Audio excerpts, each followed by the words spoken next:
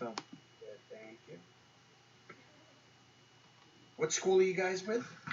Again? Towson University. Towson. Okay, right on.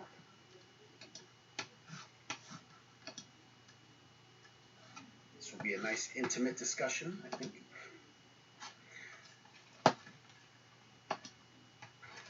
Don't be afraid to turn on those cameras.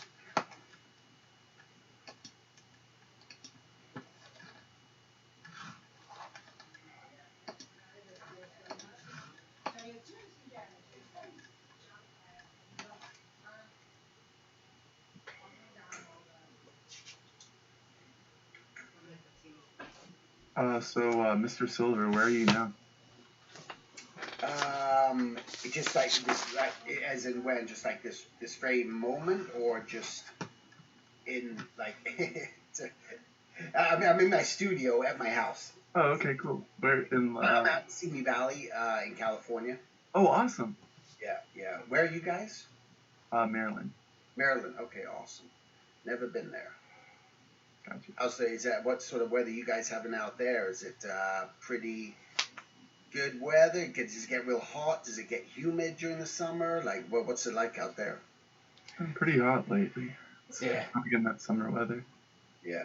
Is it humid? Is it like a dry humidity or a wet humidity?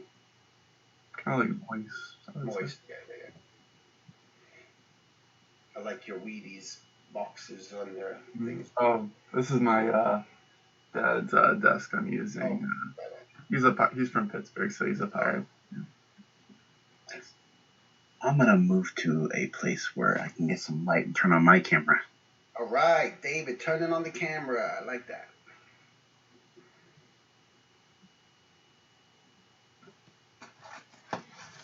What is the class that you guys are in? Are you guys in a specific class or something? For me, I started an animation club at Towson University, so that's how I started to like organize this. Some of these are like students that I met also in the classroom too. Okay. Nice. So it's an animation club. How often do you guys meet? Um, Twice a week, once in person and once online on Discord. Oh, okay. Now, and then you usually just have like guest speakers. You guys like sketch together, or what sort of stuff happens? So I tried to organize kind of like little workshop where like each week I would try to go over a different job position in the animation industry. Like one week we did like a stop motion workshop where I introduced everybody to Stop Motion Studio, which was a free app. Another week we did a character design workshop where I kind of used a few samples from your site to kind of demonstrate the principles to character design. And I met in a different week for our guest speakers. We got like our the school has like a career counselor, and she was willing to do like a whole talk and bring over some like book samples of how to get artists to help turn their creativity into a job. Yeah. Nice. Very cool. Hmm. So how old's the club? How long have you been doing it for? It's been about a semester. So Just one semester. yeah, Okay. one semester. So 4 months, 4 or 5 months. Yeah. Right. Nice. Getting stuff started. That's awesome. Mm-hmm. And then me and David, we actually are from UMBC. It's a school not too far from Towson. Oh, okay. We also have had a club going, I believe, for a while now. Yeah. Nice. Great. You do the same sort of thing. You just like have different guest speakers and do. Not yet. So we're working okay. on becoming official and Okay. but yeah. Right on. Very cool. So what's the game plan, Murat? Yeah, we can talk about. You don't say hello. Good to see you. I like seeing faces. I'm sorry, I was having technical problems. Oh, no worries, no problem. Oh, sorry. Go ahead, Murat. Oh yeah, we could discuss about what is the common thing that you would like to see in portfolios, and we can also go over a couple of the questions that people asked. There's just like 11 of them. Sure. Okay. Yeah, just let me know when you want to be out. What did you think? Do you think we were just going to do this for like 30 minutes or so? Is that if 30 minutes is enough time for you to kind of like talk about portfolios, and then enough time to kind of go over the 11 questions as well. Yeah. Sure. Yeah, just let me know when you want to start. Shall we just get started, or how would you like to? Yeah, we can get started. Okay. Yeah. All right. Cool. All right, guys. Well, thanks for showing up. You know, this is. Hold on, my dog is scratching at my door. I'm just gonna let my dog in. You gonna come in? Come on. That's good. Come in. All right. Just she's a little Chihuahua mix that just likes to scratch at my door. Doesn't like me shutting my door on her. So yeah, just again, I just gotta say, you know, I know it's just a small group here, but that's great. It's all about showing up. There's something that hey, good to see you, David. There's something that I even just mentioned yesterday. You know, I have my Instagram that I'm always just posting messages every day that I feel can help artists in different ways. And one of those things that I mentioned was a tip to being successful in this industry, just in general, is punctuality. Is just not only just showing up on time to something. Again, if you're going to be someplace, you come on time with an interview, with anything else, that really makes a huge difference, that you're always going to be judged, you know. And as a recruiter, that's something huge. You know, if you don't show up to a scheduled meeting or something like that, that could be the end of you, where people are just going to move beyond. So it's always going to be important just to make sure that you guys just even arriving early, right, to any just sort of, if you have an interview set up for whatever reason, you make sure that you're there 5 minutes early. It's always better to be, you know, sometimes it's funny, my mom would always say, better to be late, 5 minutes late in this world than 5 minutes early in the next. You know, when people are speeding, you know, you try, oh my God, I got to get somewhere, and you're doing things that are unsafe, and you could you know, potentially risk your life. But the reality, you know, but in the real world of things, it's better to be 5 minutes early, right, than even a minute late. And just always just keep that in mind. And then just, yeah, the fact that I appreciate you guys just showing up to this and listening. I've always found that the more you just do that, show up to events, participate, interact, show your faces. You know, these are such important tools that I feel are just missing, especially, you know, in this new age of technology and cell phones, and everything is just this instantaneous thing. I think what we've lost now, you know, I've been working in this industry since 1997. You know, I was born a long time ago, 50 years ago. Okay, so it's a whole different world, where before cell phones, before email, before anything, you would talk to people. And I think that's still something that you don't ever want to lose, even though you may not have experienced it. You know, sadly, I think just the way the generations are, and everyone texts, you know, people could be standing right next to each other, right, and they're texting each other. So it's like, talk to the person. And I think that, never forget that having that skill set of being able to talk to people is going to be a very helpful tool to help you get into any sort of studio, help you get jobs, because you need to negotiate with people. You're going to need to talk to clients. And the more you can do that, just talking to clients, and being open to that and having conversation, these things are going to help you succeed as well. Another thing that's going to be very important is networking, right? So when you guys want to just learn about a business or an industry, the importance of networking, that means you just got to be vocal. You got to be able to ask questions. You want to show up to events and be able to talk to someone and let them know about you, and not feel like they can just get to know you based on your portfolio. So again, it's all about initiative. So the more initiative you take in this life, the more opportunities you're going to have, just in general.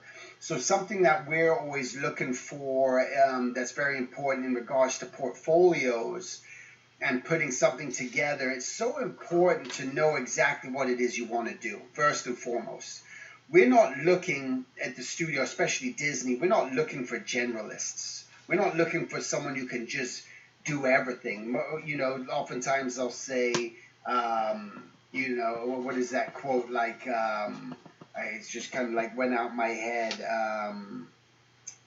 Oh my God, it's gone from me now. Things happen. It's the end of the day for me here. Had a long day at work. But you know, again, you don't necessarily. You just want to have a real focus in what it is that you're doing, and because when we're looking for a show, starting up of a show, we're either looking for a character designer, we're looking for a storyboard artist, a storyboard revisionist, we're looking for a color designer. And the color designer is someone who just colors the characters and colors the effects. We're looking for a BG painter. We're looking for a location designer.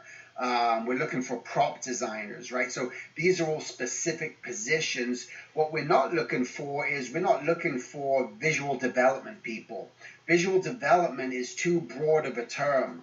And oftentimes, if you're doing just visual development, that often means that you're doing maybe creating the backgrounds and the layouts, but all of a sudden, and you're doing the color, you're painting it, and you're putting the characters in there, and you're telling a story, and you're doing all this sort of aspect with this visual development, but it's not a position that a lot of the studios are actually hiring. So what I would say, if you like doing visual development, which is, you know, character designer is a visual development person, you know, a background layout person does visual development. We all do visual development, but get real specific on that and find out what it is you truly love. So I've found that visual development artists in general they do environments, a lot of them. That's their skill set, is environments. So just break that up. Say, you know, I'm gonna, in my portfolio, I'm going to just draw just with my, you know, line work of my environment and show what that background looks like.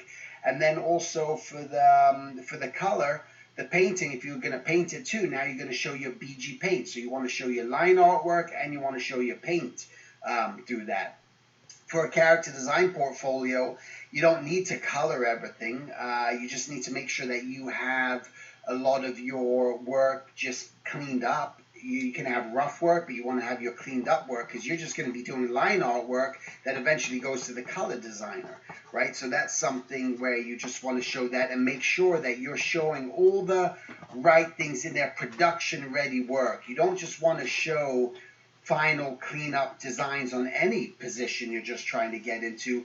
You want to show the production side of it. So the production side of it means showing your development work. Say for a character design portfolio, you want to show, if I'm designing a steampunk crocodile, and that's going to be what the thing is, I just want to make sure that I'm going to show the whole development. Let me show all my different shapes and sizes and all my development, my thought process. And then you're going to show that tightened up rendition of that character. Then you want to make sure you have turnarounds. You want to make sure that you have mouth charts. You want to show you have facial expressions. You want to show that you have special poses, which is doing attitude, you know, poses of those characters. And the same thing if you're doing prop design. You want to show that prop and move it around in space. If I'm doing a location design, I want to show just different aspects. I might show a bird's eye view. I might show a worm's eye view from the bottom. You know, I might just show these different angles.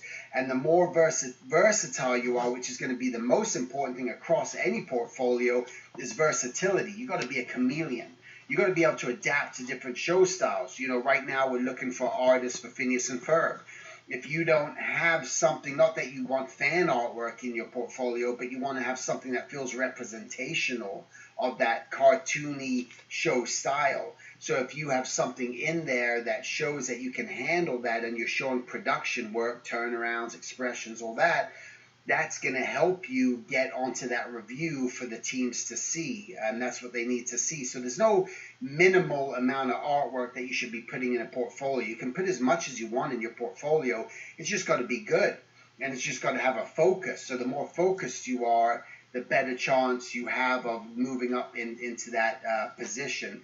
And that's really the basis of it, get to know recruiters, get to meet with them, get to understand what it is that they're looking for, and reach out to them. But really, most importantly, you just got to have that professional portfolio, and it's got to be.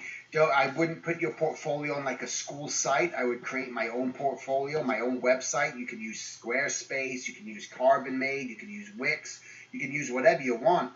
Just make sure that it's your own portfolio, and then make sure that you're organizing all your stuff together. Don't mix if you do multiple things, don't mix them all together. You can have a prop portfolio, so it has its own URL linked to it on your main website, but it's got, you got props, you got character design, you got backgrounds. Again, you don't have to do all of these. My portfolio has always just been character design.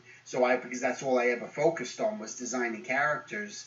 My whole career, that's all it was, and that's how I was hired, based on my character designs. And now, so that's something just very important just to think about, all right? And that, that kind of like covers the basis of it. And, it's a small, intimate group here, so I'm just going to let you guys, kind of take it over, and don't be embarrassed. Don't be afraid just to ask any questions that you'd like. But I feel like I kind of covered the heart of it there. So, let me know what questions you guys have that might pertain to what I just discussed, or anything else that you'd like to know about, okay? Don't be shy. Again, you can just unmute yourself and just fire away.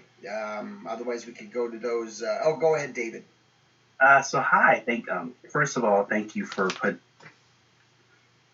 Oh, we lost you. You froze. Really, really great reason, because Hey, David, you're freezing. How I know we're currently working on our. Okay, so that was weird. I wanted to ask, since we're currently working on our portfolio right now, how long will it take? Like if we're getting right out of school and we're trying to apply for like Disney, for example, like how long does it take to actually have all those things together, so that when we get out of school, we might be able to get like one of those jobs right or out of college? Is that always guaranteed in your experience? Well, yeah, there's definitely no guarantee with anything. You should be working on your portfolios now, and just start putting them together, and just trying to build up any sort of experience that you can, because there's no right or wrong way. There's a lot of industry professionals, right, that you're going up against too. People who are coming off of other productions, who are trying to get hired in the studios, and so your main goal is just to get good. That's all you should be concerned about, is like, I need to get good at what I do and have a real strong focus on what I do. And that's really it. And I'm sorry, because you were cutting out quite a bit, so I'm not sure if I fully answered your question, or if that's what it was. Yeah, no, it was definitely the internet connection, because I'm in a part of the house that doesn't have good internet. But yeah. Did that answer your question? Was that? Yeah, no, but it did answer my question. The other question I had was, what if because right now I feel like I am in a place where I feel like I'm learning a lot of these things at the same time, and I feel like I have a lot of different things different elements that I have, like 3D and 2D and storyboarding and 2D animation. Like, what are some of the best strategies to kind of pare down what exactly what specific experiences to have, so that when I get out of college, I am good at this specific thing that I'm applying for. Because again, I feel like I'm gonna just a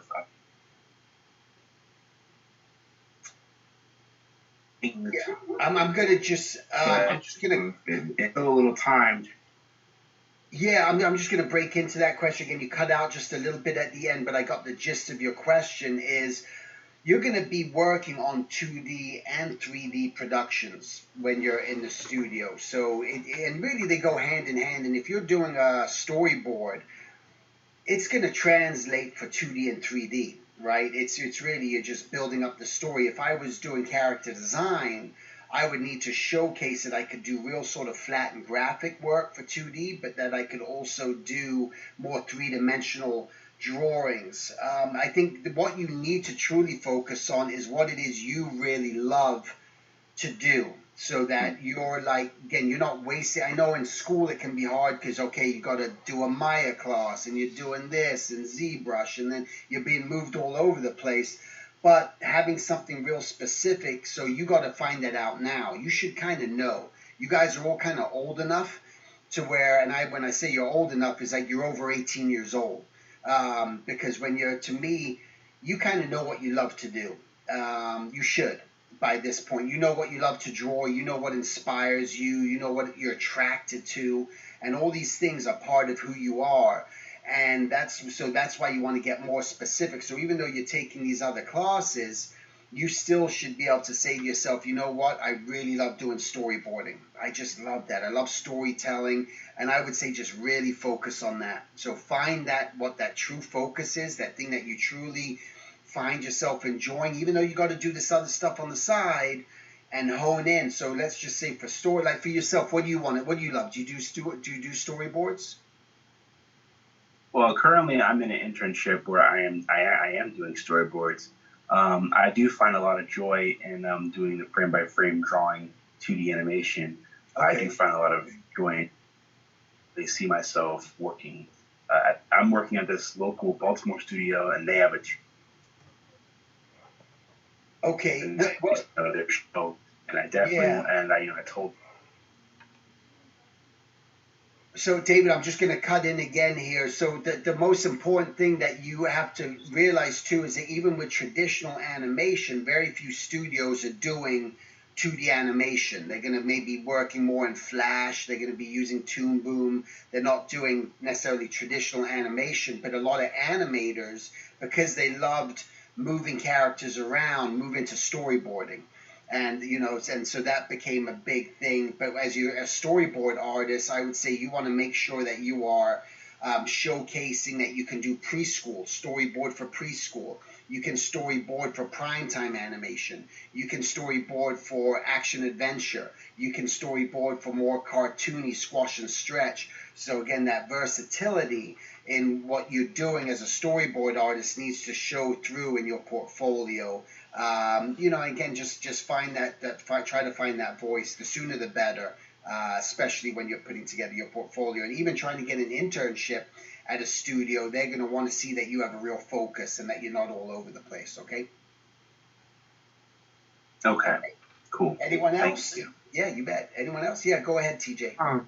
So considering that you were a character designer for like Kim Possible, which obviously must have been really, really cool, what was that journey for you to get to that kind of spot where you're like, this is awesome, like you said, this is doing what I love. So like, what was that journey for you going from I guess, I don't know where you went to school or if you went to school, but going on that journey and how did you get there? Yeah, so I never went to art school. I actually dropped out of school. My parents wanted me to go to college, and I just couldn't hack it. I was horrible in school. I cheated my whole way through school, and I just wanted nothing to do with it because I wanted to draw.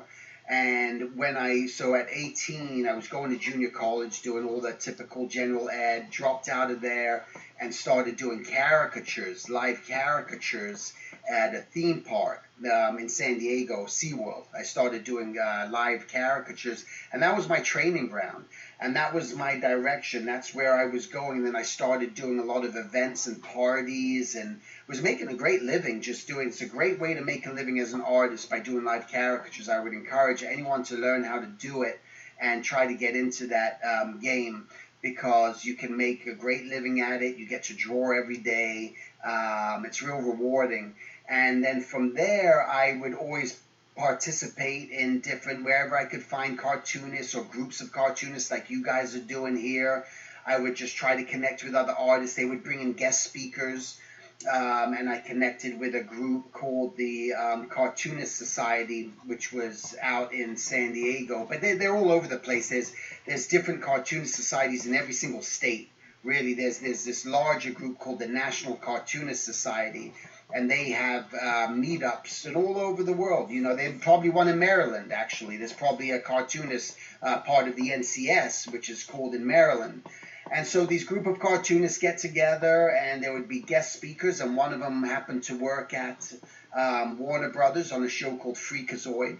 And they were a storyboard artist, and I would always show them my work. Every time I met a guest speaker, I would always make sure I had my portfolio in my hand, and I was a Boy Scout. I was an Eagle Scout. So the Eagle Scout, you know, Boy Scout motto is be prepared. So I was always prepared. I was prepared to show people my work. And I showed up and showed him my portfolio, and he said, "Hey, it looks pretty good. You know, keep in touch. You know, keep in mind I was about 23 years old at the time." And I worked my ass off, and about a year later, I reached out and said, "Hey, I've been working really hard on my work. Can I show you my work?" And he invited me up to Warner Brothers. And I showed him my work, and he said, "Hey, man, your stuff's looking really good, and they actually are looking for a character designer right now. Let me take your portfolio upstairs." So he took my portfolio, and the director happened to have this day off on that day, so I never met the director, but I left my portfolio with the producer, line producer, and she gave my portfolio to the director. And he happened to be a caricature artist, loved caricature. And I had a lot of caricature in my portfolio, and because of that, he ended up saying, "Hey, you know," and the show that they were doing at the time was very caricature heavy. It was called Hysteria, and it was all with caricatures. And he ended up reaching out to me and said, "Hey, I'd love for you to come up and take a test." So they gave me some characters that they wanted me to draw in that style. This is why, by drawing other people's style and being a chameleon, being able to adapt to multiple styles was a real, true blessing to have that ability. So I got a whole model pack of the show style. Then I had to design these 3 other characters in the show style, and I did that, and they liked what I did, and that's what got me in the door, and started through there. And then it's about making connections. It's about, again, the more vocal you are, the more you can ask questions and you can speak up. It's even in situations like this. Again, you build, the more confidence you have, then you speak up. And then although all of a sudden you're in that person, you know, like some of you guys I will never know, right? And I'm not saying this facetiously or anything else, because I don't even know what you look like. I just see a black screen with your name on it, right? So I will never know you. But David, Sari, you know, Murat, you know, TJ and Dulce, if you come up to me someday and go, "Hey, I was in that class," I go, "Yeah, I remember you," right? There's a connection. So it's just those little moments like, "There you go, Simone," said Tamara. But that, you know, that's what it is. And, you know, and I say it because I want to be honest about it. I don't want to sugarcoat anything, because people go, "Why does nothing happen for me?" Because sometimes you're not doing the things that are going to make things happen for you. So just by having that makes it work, and this connection is what's helped me in the studio life. And so through this connection, I would always talk to people, make friends all the time. All of a sudden, one of my buddies is like, "Hey, they're looking for a character designer at Disney for Clerks, the animated series, this Kevin Smith property. You should submit your work." Great, man. Here's the connection. And so it's all about connections. And from there, I was able just to take, once again, drop off my portfolio, met this person at Disney. He showed it to the director. The director saw my artwork and brought me in. And the thing that the director said to me for Clerks was, he said, "Man, I've seen a lot of portfolios, but you draw better than I do." And you want to be in that position where a director is saying you draw better than me, right? Because that's a good bonus and that's a good plus. And from there, that I ended up taking a test, and they liked what I did, and that got me the job on Clerks, the animated series, as the lead designer, right? I'd never been a lead designer. I was just, there's a lead designer and a character designer. A lead of a show is someone who's inventing the style. They're kind of creating the show style. And so I got the opportunity to do that.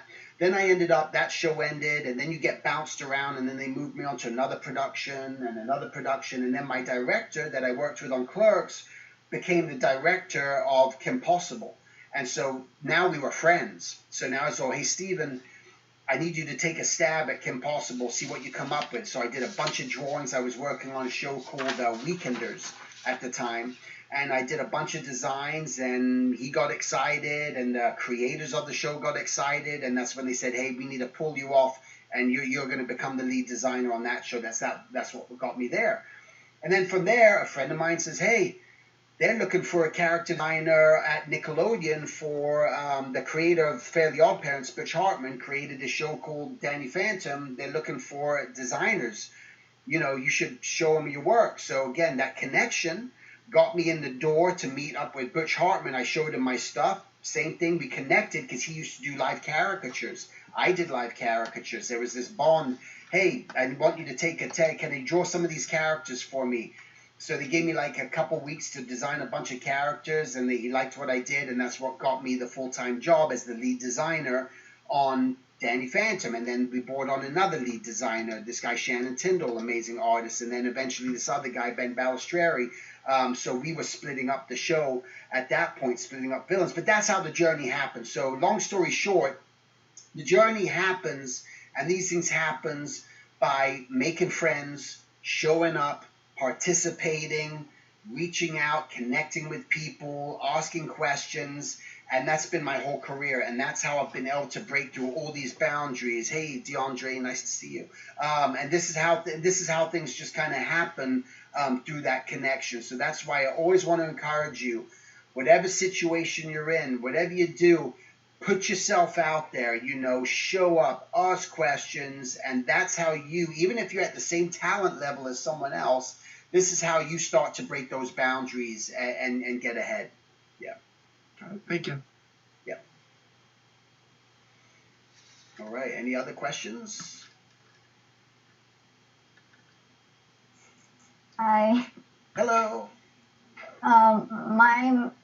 Yes, it's like a question because I'm based in Honduras, and as you might know, laws and everything that gets involved into a sponsorship, a working visa, Yeah. it's kind of hard. But what would be your advice for someone, in my case, to get into animation?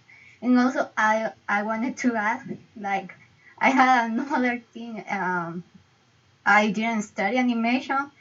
I am architect, but I have always loved animation. But here in Honduras, there's not this kind of opportunities. And well, like, I don't want to keep going, but One second, I'll be right back, guys. I'm gonna do something real quick. I'm sorry. Oh, sorry. I think someone just had their thing unmuted. I'm just gonna. Oh, they were unmuted and they said something. So the thing is, yeah, just in regards to your question with the visa, yeah, that is a tough thing. Some of the studios, of course, will hire you based on just if they really believe, if they really want you, if they feel like your work is really up to that level. But in order to get the visa and do this, the most important thing that you have to do is make sure that you're entering competitions and that you're getting published, and you have maybe gallery shows, like any little thing that you can do to show that you're doing everything you can just to show your skill set and get acknowledged for it. Again, you might win an award. You might, again, through a competition. And those are the things that are going to be very important. So I do hear of people trying to get the visa, but that's a huge part of it. A friend of mine who's this lady from Iran, how'd she get out of Iran? It was really just going through just a lot of horrific things in her country.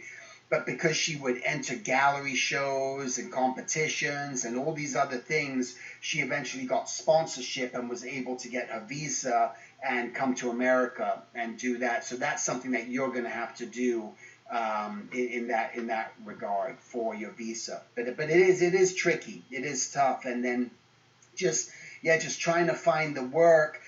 Really now you could do things. You could work for anyone. Really, internationally, you could be in Honduras and still get work in America by working just through the internet, right? So you're not maybe working for the major studio, But if you have building up a solid website and really showcasing what it is that you do, building up a certain skill set, you can reach out to advertising agencies. You can reach out to smaller studios who aren't, they don't need to worry about a visa. So you just need to make sure that you have a strong enough portfolio and real dedicated, showing what it is you like to do, and that's what's going to help you get that sort of work that you want to achieve. Okay. Okay. Cool. I just wanted to add the remote jobs are always available. They don't. They always look for skill level, not always like where you live.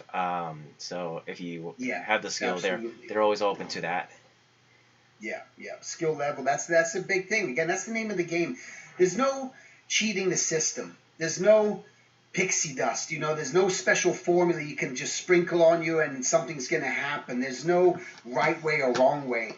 It's just trial and error. It's just really just doing everything you can. Studying, learning from different people, reaching out to different people, just trying to just, again, do your best. And the most important thing, like I mentioned in the beginning, is just showing up. And that just goes such a long way, just by your presence and you showing up to conventions and meeting people and networking, doing whatever you can. This is where you can start to get those jobs can start to come from. Are you willing to write those letters and put stuff out? Sometimes people get very afraid of artificial intelligence, right? Yeah, sure, that's a thing. It's going to kill some jobs. It's not going to kill this industry by any means. But what I just want to mention to you is, some people go, I don't know how to write a letter to someone. I've never done that before, or what to say. What's the right thing to say? All this stuff you can find on the internet. You can if you're willing to really seek and try to find things. There's this AI thing right now. I don't know if you guys have heard of it. It's called Chat GPT, right? Which is, where a lot of people have heard of that. Use that to your advantage, right? So you can write, hey, I need to write a letter to a recruiter to mention blah, blah, blah. You just put in that prompt and it's going to create a beautiful letter for you. That's kind of like, artificially intelligence, but it's beautiful and it's going to make you sound great, so that's something that, and then you can maybe tweak it just a little bit, right? So you can use these tools to help you. So there's never an excuse. There's no excuse why you can't write a letter, why you can't figure out how to put together a contract, how to put together an invoice. You can find all this stuff on the internet. You just need to ask the right question. And so it's like artificial intelligence with a prompt. You do the same thing. How do I make an invoice to send to a client for an art job? Go on Google. Boom, you'll find a bunch of templates and a bunch of stuffing. Oh my God, it's all right there, right? So make sure that you're just willing to dig and search, and that's all that matters. That's what it requires. Yeah. All right. Any other questions? Yeah, go ahead, Tamara. Hello. Hi. So I came here a little bit late, so I don't know if maybe you answered this, like a similar question to this. But my question is, I guess, more so tied to when by the time we leave or we're kind of ready to make our first steps. That usually, at least when my impression was you're not always guaranteed to maybe go for let's say the path you would immediately want to do in this industry. So I guess what my question is more so, and as a result to that, I think it's is there any I guess tips or more so entry level type of fields, I guess, advice for us to get into if we're just starting, that's obviously not as big, but a good starting point for us to start kind of building to that. Sure. Yeah, and if you're talking about more specific in the animation industry, again, there's no pretending. There's no beginner sort of job, entry level, real job. An entry level job would be maybe like a production secretary, where you're coming on as a role, not an artist, but a production secretary, where your job is you're given the stuff by the production, line producers or production coordinators, and you're kind of just doing that extra little work and maybe writing notes and doing certain things. That's the entry level job as production secretary, which will then move up into like a production coordinator role, where now you're breaking down the scripts and you're giving the artists what they need. So what they're looking for those positions are just an organization. You could have any job. You could say, I worked at Target, but I was helping run the back room, whatever, and doing this and that, and it's like it shows maybe some sense of leadership role. Again, you put in anything that you can, from your starting point, from the time you were 16 to the time you're getting ready to work, anything that you've done just to show that. But entry level job, people sometimes say, oh, getting a prop designer job, that's entry level. To me, that's not entry level at all. Drawing props is extremely difficult. I mean, you try to draw a bicycle and rotate that in space, rotate that front view, side view, back view, top view, underneath view, right? That's pretty difficult. You got to draw spaceships or maybe vans and cars. You got to draw special effects. You got to draw lamps and pencils and prop, whatever a prop may be. So it's pretty difficult, but an entry-level job could be what I would say, if anything, would be like a storyboard revisionist, right? So you're coming in and you're not actually drawing the storyboard broken from the scripts. What you're doing is fixing the storyboard based on the director's notes. So they've already done like maybe a little thumbnail for you, but now you just need to draw it and put the characters sometimes on model. So make sure that the most important thing, though, to even get that job is you just got to know how to draw. Can you draw? Can you draw a character on model? If it's, let's say, SpongeBob, you're drawing SpongeBob and Patrick. Can you draw those characters with expression and make it not feel stiff and give it life and feeling based on a note? Maybe, SpongeBob walks into scene and sees something and screams and yells, that's the note that you need to fix. Can you do that and draw that based on a little thumbnail sketch that a director might have, right? So what the bottom line is, you still got to have a powerful portfolio. What people just need to know is that you can draw. And again, it's not just drawing one style, but you can draw multiple styles. So you got to be a chameleon. And it's why I always tell people, especially young students coming up and out of especially high school, and they're in college and they're going to art school, what they're doing, a lot of kids love anime, they love manga, but it's the wrong focus. You don't want to have that sort of stuff in your portfolio. That's not going to get you a job, right? Maybe you love drawing comics and you love, Superman and Batman and Iron Man and all that stuff, and your portfolio is built of that. That's not going to get you a job in the animation industry unless maybe you're trying to get a job at Marvel, right? And Marvel animation, right? Then they're going to be looking for that. But do you do costume design? Do you do that sort of thing? That's what they're going to need. Or are you, maybe you've been a comic book artist, so you'll be great at doing maybe storyboards. But those are very different. Storyboards for animation are very different than comic book artwork. But, can you draw? Maybe you want to move into live action, right? You don't have to just work in animation. You can do live action storyboards and then move into that area. And advertising for commercials. Maybe you're an illustrator. You like doing illustrations. The bottom line is get good at drawing, okay? That's going to be your saving grace. That's what's going to get you from one level to the next level. Yeah. So hopefully that answered your question. Thank you very much. Yeah, you bet. All right. Anyone else? Any other questions? Thank you for mentioning storyboard revisionist, because that's exactly what I'm doing right now at my internship. Is I'm basically cleaning up storyboards. So thank you for mentioning that. Yeah, great. That's it, and that's something you're going to be able to put in your portfolio and show that you've done that. So if you can find that sort of entry-level job at even a small production house, again, you guys are in all different places. It seems like just start researching.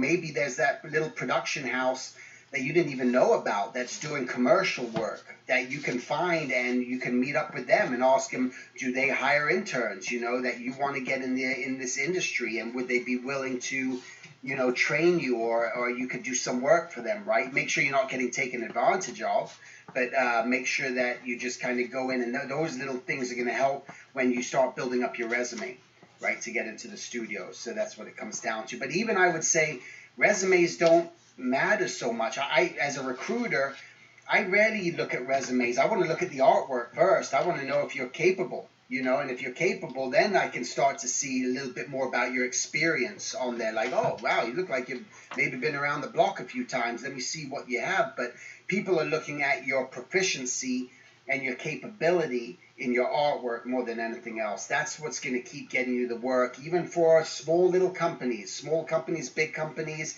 So that's something you can never sugarcoat. That's something you can never. You're being hired because of your ability, right? And that's what we always got to remember, that you're strong at what it is that you do. And because no one wants to hire you and have to be fixing your work all the time. That's going to get old pretty quick, and directors will get frustrated. Art directors will get frustrated. You're not going to have a good reputation at that for the next show. They're going to be, yeah, we hired them, but they weren't pretty good. They weren't that great. I had to fix a lot of their stuff, or they didn't show up on time. They were always late, so that's, so word gets around, right? So that's why you just want to make sure that you're always just doing your best, however you can, all right? All right, any other questions here? Yes. Yeah, go ahead. No other questions? I want to bring up a quick question about Okay. since on your site you have an option, or like people can sign up to do portfolio reviews. Is it just for people wanting to get into character design, or are you open to doing portfolio reviews of like people wanting to be animators or storyboard artists, Sure. other positions? Okay. Yeah. So what Murat's asking, so I have an online art school. It's called the Silver Drawing Academy, silverdrawingacademy.com. But what I offer to people is also just meetups where I do a mentorship with them, like I met with Murat. And they're 30-minute sessions. But yeah, you don't have to just be character design. I'm looking at any portfolio or anything that you're trying to do. If you're trying to get, because I've been in illustration, I've been in publishing, I've been in animation, I've kind of done it all. So what I try to do in those 30-minute sessions is just meet up with the artist and try to guide them, try to help them organize their portfolios if that's what they're looking for, try to guide them and help them maybe get a little bit more decisive and what it is that they're trying to accomplish and what you need to start working on in order to get to that next level. So yeah, it crosses the spectrum of whatever you're trying to do. Yeah. Yeah. So was there an entry level position for character design? I know you did caricatures, but was it? Is there something out there for? No, there isn't. The only thing that I would say on an entry level position would be cleanup artist. But not a lot of productions are doing that anymore. There's some, like the Proud Family happened to be the last show that we hired for where they were looking for cleanup artists. And the cleanup artist role for that position for the character designers was the character designer will do the rough sketch, kind of a tight rough. And then it was the cleanup artist's job to come in. It is their job to come in and take those designs and now clean them up, put a nice line on it using Illustrator. So that's what they're doing. So they're using that program. And that's something that could be entry level. But of course, in your portfolio, you want to be able to show that you can do a lot of just cleanup, that you're showing great cleanup work, right? So that's another part of something that you're going to have to do as a character designer, as a prop designer, as a background location designer. You're going to be responsible for a lot of the times on the shows for your own cleanup. So you got to know how to do a nice cleanup line. You can use, getting a computer program. You can do it by hand if you want to.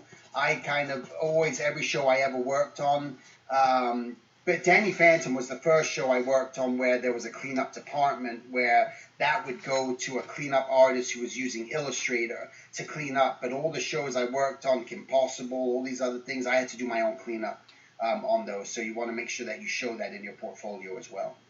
Yeah, but No, that could be considered entry level. Yeah. I see. All right. So, okay, I might go through some of the questions on the list real quick. So one Yeah. person wanted to know, what is the most in-demand job in the animation industry? I would say the biggest in-demand job where the most positions are hired for are going to be storyboard artists and storyboard revisionists, because that they can sometimes they'll hire up to 12 to 14 of those positions, as opposed to say character designer. They might have 3 character designers on a show or 2 character designers, but yeah, storyboards are the biggest one. Okay, Yeah. yeah. What was your favorite project and what did you like about it? I think for me, I loved Kim Possible was really my favorite project, just because coming in, what I loved about it was I got to be the lead designer, so I was designing all the main characters, and but I always loved the villains. You know, there were a lot of just great villains on that show that I really loved to do. And the same thing with Danny Phantom, I would say that was my favorite part, was that every time I got a script and there was a new villain to design, that was just a lot of fun just to experiment with that. Hmm, yeah, that's awesome. What's your favorite Disney film? My favorite is old school. I love The Sword and the Stone Hmm, is my favorite feature animation from old school. Yeah. okay. What is your view about the concept of original storytelling in animated films instead of fairy tale adaptation? I don't really have a view on that. I like both. I think I think if you do it and you have a strong story and it feels right and it feels good, I say go for it. I love, I do wish personally that they would have more original adaptations, as opposed to just sticking to something that's kind of been done. But they do it for a reason, because they want to be safe. They know that, oh my God, this fairy tale, so to speak, has a huge following, and a lot of people already know what it is, and the brand's already established. Let's just do an adaptation. You kind of got a built-in audience already. When you do something brand new, you're taking a big risk. Is the audience going to jump on it? Like we just saw, like Spider-Man, right? The Spider-Verse, course, Spider-Man, built-in brand, that's going to be a huge hit. Mario Brothers, huge hit, built-in brand, right? So those things, they work. But then you can do things like, say, Shrek, like the first Shrek, they just really promoted that so much that it did really well, that now any Shrek that follows that, you already have the built-in audience for that. But yeah, I'm kind of like, I just want a good story. Don't just do stuff just to do stuff. I'm always against that. Okay, so I just saw a recent question. This is mostly focused on independent artists slash animators. If you have work to show and you promote it somewhere on social media, but it doesn't get that much traction, is there another way to promote yourself and your work besides using social media apps like Twitter and Instagram? Besides those things, I think nowadays it's just making, one way to promote yourself is maybe you're creating something for yourself. You might be working on your own indie comic. You might be making your own prints. You might be doing something and showing up at conventions. And that's another great way to promote yourself is going to that. There's so many conventions for everything these days, whether it's licensing, whether it's book publishing, animation. You want to just, again, it's showing up to these things, and either you go and you set up a booth and you have your own table and you showcase what it is. So that's a great way to promote yourself. Otherwise, you show up to these conventions as someone who's just has your portfolio in your hand and you're meeting people and showing your artwork to people. But again, finding out what it is you truly love to do is the way. But I think, again, that this personal interaction and showing up is what we got to do. We've kind of moved away from that, and people are hiding behind social media and everything else, and it's a different time, and you're getting lost in the mix because there's so many people. So how do you separate yourself from the masses? And that's all you ever got to think about. It's like, okay, everyone's doing this. What can I do that's going to be maybe just a little bit different? And just start thinking outside the box. Be a risk taker in this life. Don't just stick to the norm because everyone else is doing that. Okay. Yeah. Who was your favorite character to design on Kim Possible or Danny Phantom? I think for Kim Possible, I mean, I loved Draken designing. The main villain Draken was really cool. I mean, there were so many characters like Monkey Fist was a really cool character. God, there were so many of them that I just enjoyed. Really, was all of them. My favorite ones on for Danny Phantom was I designed Vlad Plasmius, and so he was really cool. Skulker was a cool one. The Box Ghost, he was kind of fun to design, and a bunch of them I don't even remember their names anymore. To be honest, it's like been 20 something years. But again, it was always just those new villains that it was like, oh, this will be fun to see what I can come up with. Yeah. Okay. How long does it normally take to come up with a satisfactory character design? Sometimes that can happen right away. Sometimes it's my 50th design, right? You just never know. The most important thing that I always tell my students all the time is just do not settle. Just don't settle. Don't just do that first drawing and start tightening it up and noodling it and falling in love with it. You got to be prepared to work on just many iterations of it. And yeah, it's always going to be different. I would never put a time frame on it. Just know that when you're working on a production, you may have to design. You may get about 3 weeks to design a show, and you sometimes 2 weeks to design a show, and you may have to design up to 300 characters, right? So you got to just work pretty quickly. So the more you just build up your speed is going to be another real helpful attribute you want to have. Okay. Okay. Are there any tips or possible advice when looking for work in the animation industry after school? Wait, go ahead and repeat the question again. Okay. Are there any tips or possible advice when looking for work in the animation industry after school? I'm assuming maybe Yeah. after when they graduate. Yeah, and not really, other than kind of what I've said. So again, just showing up to conventions. It's like you get this big convention that's happening in October in Pasadena is Lightbox Expo, right? So that's a huge animation exposition where not only you go to something like that and you educate yourself because you see it was really going on in the industry. You get to meet all these different artists from all around the world, and you get to see what they're doing, and you get to ask them questions. And that's why I would say just try to be as engaged as you can with outside school programs, showing up maybe in your town. There's life drawing classes that are going on. Maybe older people, these old school artists are put it together, right? Local artists you've never even met before. And you hear like, oh my God, every Wednesday night at 7 o'clock, they're doing a figure drawing class. Or on a Sunday in the afternoon, there's a figure drawing session or a painting class going on. Those are the sort of things that you got to just get engaged in a community. So to speak. It's like something that I do that I take my pride in is every Wednesday I meet up during the day. It's not after school, but it's like for an hour, meet up with all of my artists, anyone that wants to join the community. We all draw together. We all hang out. I give them a prompt and people get to know each other. And so now they know each other. They're connecting with each other. They meet up on Discord at Lightbox. I do a big party like last year.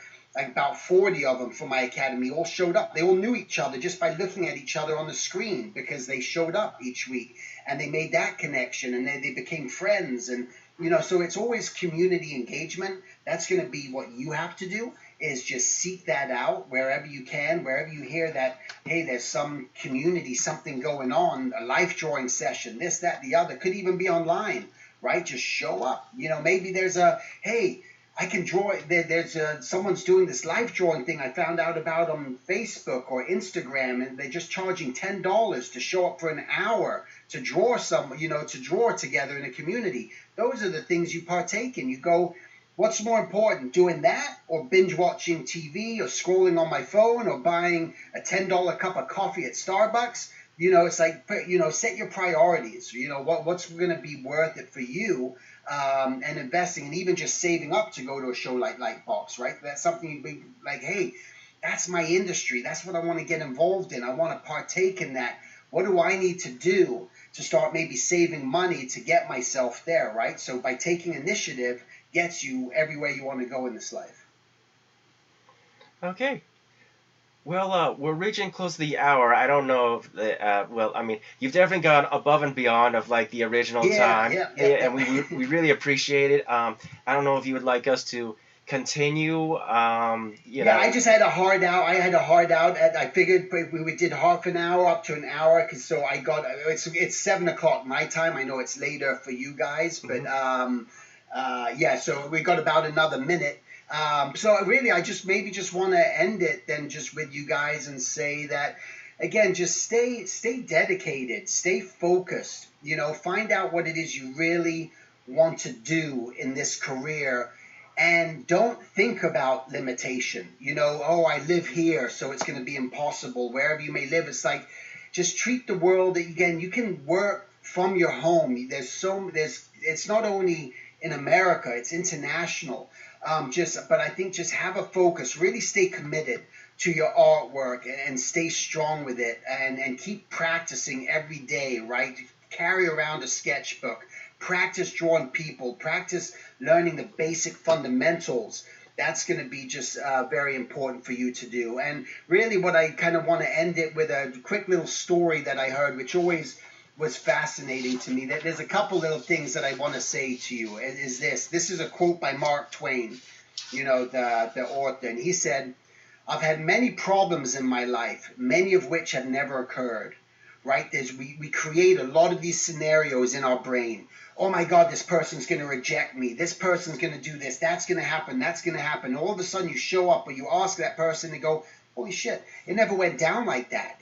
That wasn't real. I created this story into my mind that was never reality, that didn't come true. So that's one thing I want to share with you. Another thing that I want to share with you is just this story this one guy told me. He said, it's sort of like just based on the story. He said there was this old man sitting on his porch with his dog. And his dog was sitting there just kind of howling and whining and miserable. And this young man was walking by this old guy, and he said, "Excuse me, sir, but why on earth is your dog sitting there whimpering, whining, howling?" And the old man replied, "Because he's sitting on a nail." And he said, "Sitting on a nail? Well, why doesn't he get up?" And the old man replied, "Because it doesn't hurt bad enough." Right? So the moral of the story is sometimes you can complain and whine and moan, but in the heart of the heart, maybe it really doesn't hurt bad enough. Maybe you really are comfortable. Maybe you've got that roof over your head. Maybe you've got that food in your belly and anything else. And it's just like, I wish I could do that, but it really doesn't hurt bad enough in order for you to take that next step. And sometimes what I would say, don't wait for it to hurt bad enough. You don't want to be in that situation. What you want to do is just identify what it is that you want to do, that you want to achieve, that you want to aspire to be, and just freaking go for it. And that's the one thing, this is a reason, many of you might think I got a weird accent. I do. I'm originally from England. I moved from England to America as an immigrant. My parents, the reason I moved to America is my life, I didn't have the greatest life where I grew up in England. And my parents, they said, we're moving to America because it's the land of opportunity, right? And, I know Jules say you're in, Honduras. But it was like that was the belief. This country was the land of opportunity. And so I came here, and that was always the thing, that I knew that if I bust my ass and I work hard enough, something might happen.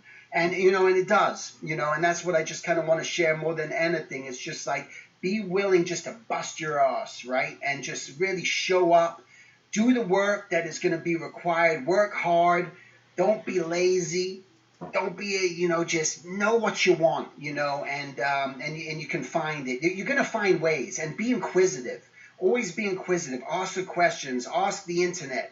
Just ask people, meet people, and you'll find. And another thing that Steve Jobs said, which I always loved, was he said, it's all about connecting the dots.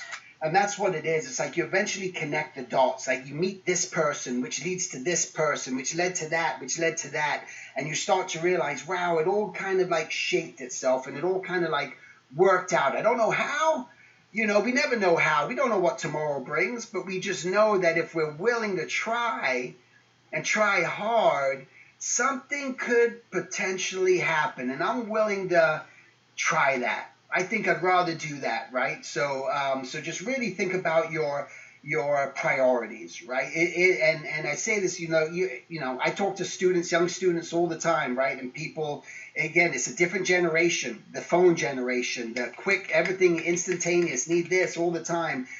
But think about, am I going to binge watch that show or am I going to work at my drawing board tonight, right? So it's those sort of differences you're going to make for yourself because we all have this potential opportunity to get to where we want to get to. Just work hard, you know, so that's it. And that's what I want to sort of like leave you guys with. Nothing's easy. There's no pixie dust.